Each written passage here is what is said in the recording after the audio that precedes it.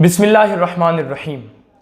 پیارے آقا صلی اللہ علیہ وآلہ وسلم کے پیارے دیوانوں، آئے دن جب ہم آسمان کی طرف نظر اٹھاتے ہیں تو اللہ رب العزت کے قدرت کے کئی کارنامے ہمیں نظر آتے ہیں۔ انہی کارناموں میں سے ایک بہت بڑا کارنامہ اسٹارز کا ہے، ستاروں کا ہے۔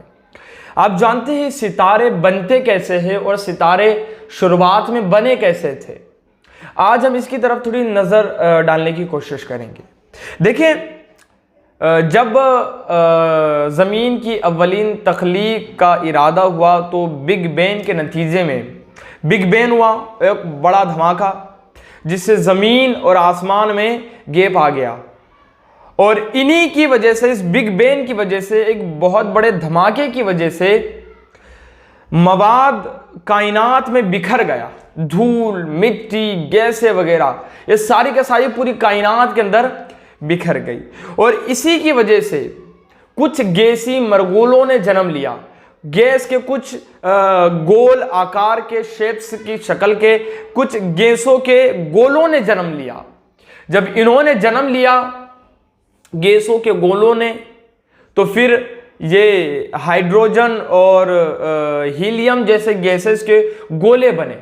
اب ان گولوں کے بننے کے بعد جو دوسرا مواد، دھول وغیرہ تھی، وہ ساری کے ساری ایک دوسرے سے ٹکرانے لگی، ملنے لگی، اور وہ جو گیسی مرغولے تھے، وہ گول آکار کے جو گیسز کے گول بن گئے تھے، تو ان کی کثافت بڑھنے لگی، ڈینسٹی بڑھنے لگی، اور پھر دھول اور مٹی اور گیسیں ایک دوسرے کے اندر سمانے لگی، کشش ثقل کی وجہ سے، گریویٹی کی وجہ سے۔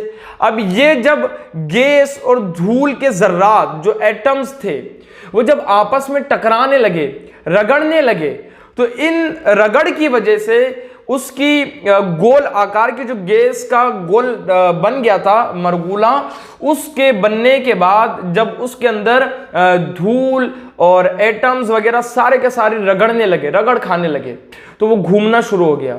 اب اس کی حرارت بڑھنے لگی، اس کی کثافت بڑھنے لگی، وہ گھومتا گیا، اور اس کی وجہ سے اس اسٹار کا وجود آیا، اور وہ جو مرغولہ جو بنا ہوا تھا گیس کا، اس کے اندر حرارت ہونے لگی اس کے اندر ہی، اور وہ سکڑنا شروع ہو گئے۔ اب جو تارا، مطلب جو مرغولہ جتنا سکڑتا، اس کے ذرات جو ایٹمز اندر کے وہ آپس میں ٹکراتے، گیسیں آپس میں ٹکراتی، تو اس سے ان کے اندر سے روشنی، چمک نکلنے لگی، وہ جلنے لگے اندر ہی اندر۔ جو جتنا سکڑتا وہ اتنا چمکتا جاتا، اور اس طریقے سے جب وہ اندر آگ لگ گئی اور وہ حرارت کی وجہ سے وہ ایک دم زبردست طریقے سے بھڑک گیا وہ، تو اب وہ گیسوں کے بھڑکنے کی وجہ سے، گیسوں کے اندر ہی جلنے کی وجہ سے، ان کے اندر کی تابکاری کی وجہ سے روشنی پھوٹنے لگی، اور اس طریقے سے ایک تارا وجود میں آ گیا۔ اللہ اکبر! دیکھ رہے ہو نظام الشمس والقمر والنجوم مسخرات بامرہ، اور سورج اور چاند اور چمکتے ستارے ہمارے حکم کے پابند ہیں۔ ہم نے ان کو بنایا، تم نے ان پر ریسرچ کی، لیکن تم یہ تو پتہ لگا لیے کہ کیسا بنا، لیکن یہ پتہ نہیں لگا پائے کہ کس نے بنایا۔ ارے وہ ستارہ جو بنا ہے، جس کی ریسرچ آپ نے کی ہے، اس کی ریسرچ آپ نے لوگوں کے سامنے پیش کیے، وہ بھی اللہ کے حکم کا پابند ہے، تو تم کیوں پابندی نہیں کر رہے اس کے حکم کی، اور اس کو کیوں نہیں پہچان پا رہے؟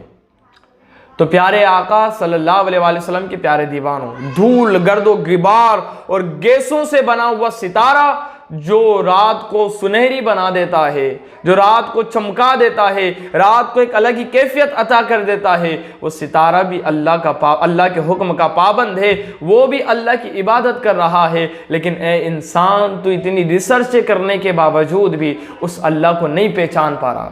اللہ اکبر!